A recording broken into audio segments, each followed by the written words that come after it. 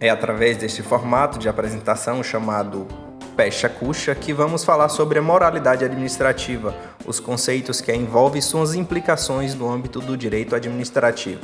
A moralidade demonstra-se um dos mais importantes princípios norteadores dos atos da administração pública. Esse trabalho destina-se à avaliação da disciplina Direito Administrativo do curso de Direito do Centro Universitário UniFG, sob os auspícios da professora Edilane Fernandes, desenvolvido pelos alunos Adelane Santos Cardoso e Diógenes Alves Teixeira. O princípio da moralidade administrativa prescreve que os atos da administração pública devem atentar a preceitos éticos, sob pena de violação do próprio direito. A sua inobservância gera conduta viciada e, por conseguinte, invalidada, além, claro, de incidência de responsabilidade sobre o agente público.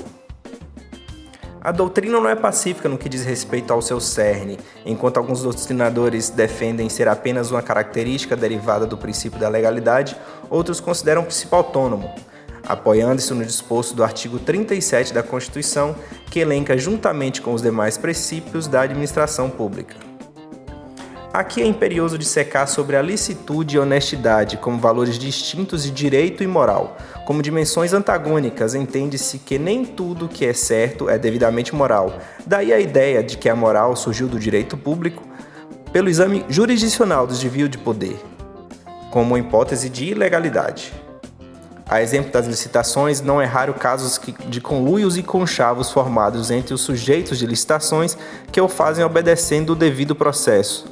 Não deixam de ferir a moral. Essa ofensa administrativa é capaz de produzir efeitos jurídicos como a própria anulação do ato.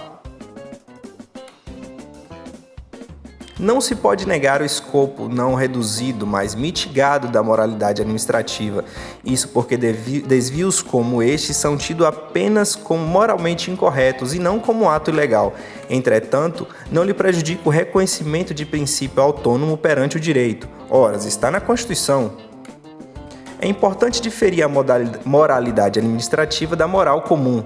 Uma não se confunde ou direciona a outra. A moralidade em comenta requer padrões éticos que, embora pareçam aos comuns, aqui guardam dimensões próprias do direito público. O decoro, a boa-fé, a honestidade, a legalidade e a probidade. L. Lopes Meireles pontua que o agente administrativo, como ser humano, deve necessariamente distinguir o bem do mal, o honesto do desonesto.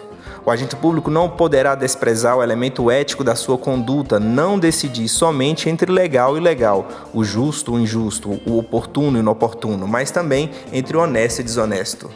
Percebe-se aqui a diferença entre a boa-fé subjetiva e a objetiva.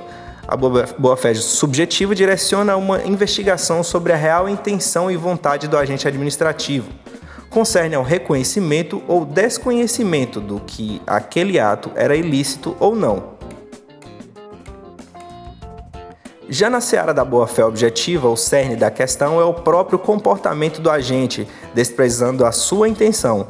A corrente doutrinária majoritária do direito administrativo defende que o realmente importante é a atitude e não a intenção do agente público.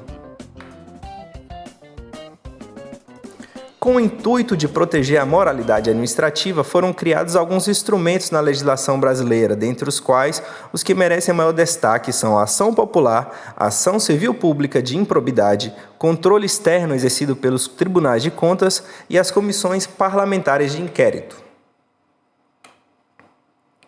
Um processo de incomensurável relevância para o princípio da moralidade foi a Lei de Improbidade Administrativa, a Lei 8.429 de 92, que aborda devidas sanções aplicáveis aos agentes públicos. A lei proporcionou uma base sólida às exigências impostas pelo princípio da moralidade.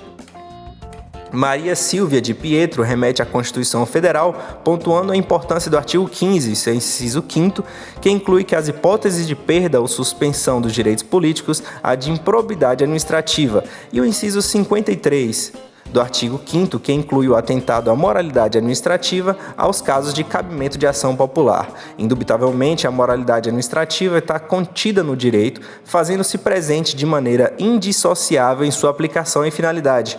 A moral administrativa é norteada para uma distinção prática entre a boa e a má administração, trabalhando consigo a ideia do bom administrador.